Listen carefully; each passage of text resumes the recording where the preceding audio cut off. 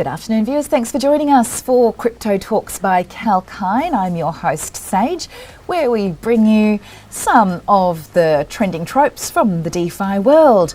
And cryptocurrency, or the new internet money, has had regulators stand somewhere between befuddled and bemused. Having existed in the underground culture of computer science for many years, it has only started to emerge into the mainstream of late. It seems that some countries have developed strong relationships with the evolving space, encouraging its mining, trading and operation of exchanges. However, some nations, as we're witnessing, are also veering away from it by imposing strict regulations. And the crypto sector is booming, with many companies in its network raising massive rounds of capital, with more and more publicly listed companies advocating its use for payment solutions as well as investing in it. So why is the price of Bitcoin slumping down to low levels that it has not seen since almost a year? It could have something to do with the establishment of central banks, decentralized currencies, or the new policies that are being imposed in China and India. Surely, as the DeFi market could be seen as the equivalent to the Silicon Valley of the 20th century, there has got to be benefits for regulators to capture the interests of this developing sector on their local shores, right? Well, in today's show, we'll investigate into whether crypto will evolve to meet the regulators, or will the regulators have to find a way to coalesce with the industry, taking into consideration that gold as an asset has its value derived from regulations too. We'll also glimpse at CoinCloud's new TV commercial directed by Spike Lee and the happenings surrounding the DeFi Education Fund in the last week. Well, let's begin by glancing at a few possible new locations for the Chinese crypto miners that are no longer permitted to operate on local shores. To start with, Singapore, which is situated in the South China Sea, has been turning up the heat as a global financial centre. In recent years, it is even being seen to take over Hong Kong as the preferred place to conduct business in Asia. And Singapore wants to bolster its reputation of having a neutral view over blockchain transactions. The country encourages fintech companies through cryptocurrency income being subject to zero capital gains tax. The regulators see the increased number of Southeast Asian fintech companies presiding in Singapore as economically beneficial, but with almost 40% now choosing Singapore as their locale, they are staying cautious of emerging risks. Switzerland is also a place of interest for many cryptocurrency corporations, having a fairly established and secure financial and political tradition, and historically being a neutral zone with a strong currency. It also has one of the lowest taxation rates in the EU.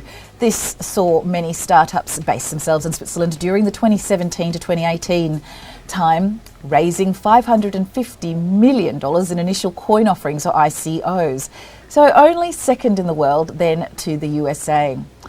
What was interesting at that time is that the Swiss regulators, namely FINMA, did not ban cryptocurrencies as financial assets if they had a significant utility modulation, which worked in the benefit of Ethereum at the time. And unlike the USA, they did see the need for policy development focused specifically to cryptocurrencies. So will the Chinese crypto miners eye off the US cities as well as their new home? It will be interesting to see. Lastly, on the regulatory subject, France's regulator Autorité des Marchés Financiers is vouching for a Central European regulating financial authority to reside over the whole continent. If this suggestion from France's government is acted upon, this could see the European Securities and Market Authority, or ESMA, being the sole regulating body over cryptocurrencies for the European Union. The increased prominence of blockchain systems is instigating interesting paradigm shifts into the notion of a decentralized internet as well, with the genesis of DeFi being compared to the invention of the internet by Tim Berners-Lee, the British scientist. The world of NFTs, DeFi and Web 3.0, as it's known, a truly decentralized internet, can all be seen as coexisting in an entanglement, especially with the original source code used in the development of the World Wide Web being auctioned by Sotheby's as an NFT in 2021. It will now be up to the authorities to decide if the collective intelligence of the key crypto players will be enough to maintain a just system without the iron hand of lawful experts making decisions and developing policy to maintain structure within the blockchain's operations. So the question arises, will blockchain be able to change the world as we know it with the same prowess the internet did? Without the regulations, the World Wide Web has seen over the last 25 years. Well, after the break, we'll take a look at the price of Bitcoin and how the safe haven gold has been affected by regulations over the years as well. So please stay tuned to 𝐾𝐿 TV.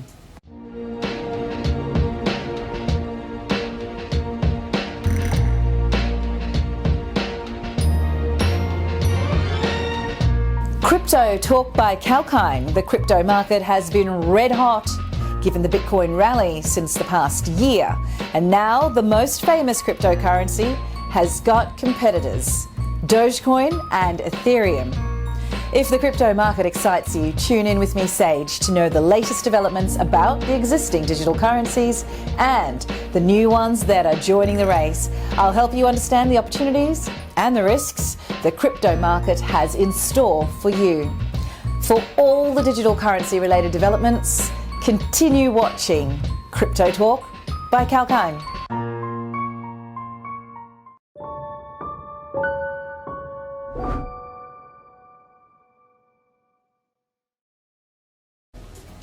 Welcome back to Crypto Talks by 𝐾𝐿. I'm your host Sage, and let's now prepare to dive into the abyss of the Bitcoin price speculation. The price of Bitcoin dropped below $30,000 late Monday night for the first time since June 22nd, dragging other digital coins lower with it, with crypto exchange FTX led by 29-year-old billionaire Sam Bankman-Fried raising millions of dollars in capital, and Twitter's Jack Dorsey endorsing blockchain through its company Square. It's hard to believe that Bitcoin's price has not yet skyrocketed again this year, but instead been stuck in a range until breaking out to reach the June low levels. And the slump comes on the back of news from the New Jersey Attorney General setting cease and desist regulations on a crypto-based firm in its jurisdiction. And according to the reports, they have ordered the stop of interest-bearing accounts. So it has been reported that some analysts are even supporting the notion of a sell-off, which could see Bitcoin hover even lower to $20,000 to $25,000 levels before any sort of bullish momentum begins. The moral compass and conscionable decision-making have led civilizations through its developments and setbacks. And this is usually based on a collective inherent realization of what it means to have human dignity, where we base better judgment on the keeping of promises and the maintenance of contractual agreements. China has been running trials on its central bank digital currency, the digital yuan, since mid-2020, and the Beijing Winter Olympics is still on track to go ahead in February 2022, where the Chinese government will be inviting foreign athletes to use the digital yuan. However, based on reports that the use of China's CBDC has led to arrests of Chinese citizens due to its surveillance ability, tracking where and when it is used, 3 US senators are urging Olympic officials to ban US athletes from utilising the digital yuan whilst in China. And this raises the question of the ulterior motive behind its development and how it aligns with China's modern surveillance and antitrust monetary policy. It's no secret that China's regulations have not only been affecting the price of Bitcoin, but also the price of commodities, including the precious metal gold. In April and May 2021, close to 150 tonnes of gold was greenlit for shipment to China, sources have confirmed, and this could be the cause of the reported price surges witnessed during early June 2021, when the price of gold spiked and almost reached $2,000 Australian. China is the largest gold producer in the world, but also imports a bulk of gold from other major producers such as Australia, Switzerland and South Africa. The import of gold and other metals into China is regulated by the People's Bank of China and China's central bank, which can have impacts on the price of commodities, such as we've seen recently with iron ore and copper in the last couple of months. And this brings us to another short break, but keep watching, as after the break we'll take a look at how gold ownership has been regulated even in the markets closer to home in contemporary times.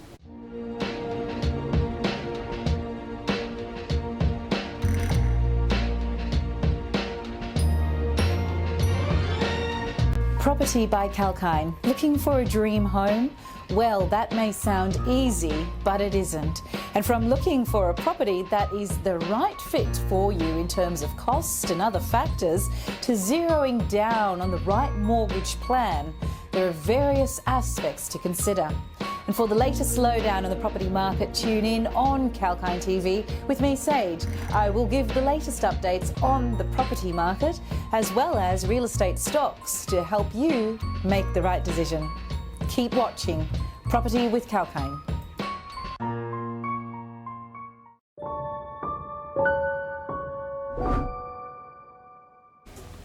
Welcome back, viewers. You're watching Crypto Talks by 𝐊𝐼𝐼𝐴 TV. This is Sage. And as the price of gold can often have an inverse relationship to the economic markets in a similar way to cryptocurrencies, we'll now zoom in on how regulations have affected the price of gold over time.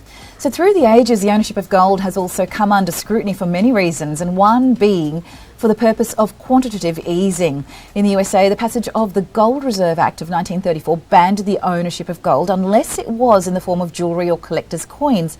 And in this era, known as the gold standard, as gold was exchanged for its exact value per dollar, and it was an indictable offence to own it, which caused many to fight the seizure of gold in the courts. However, the stimulus to the economy now available through the seizure of this valuable precious metal was too great, and many lost their cases against the US government and their gold assets.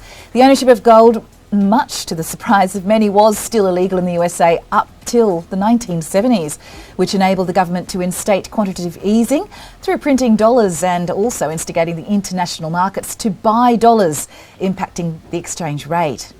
A little closer to home, this type of government intervention has also been witnessed in Australia and the UK in more contemporary times. Australia's government in 1959 allowed the seizure of gold from private citizens if they deemed expedient in the aim to protect the currency and public credit of the Australian Commonwealth. And furthermore, the UK government also placed limits on the number of gold and silver coins its citizens could hold, as well as banning the private importation of gold. And this was in effect to maintain buoyancy of the British pound. In 1966, this legislation was only recently lifted in 1979.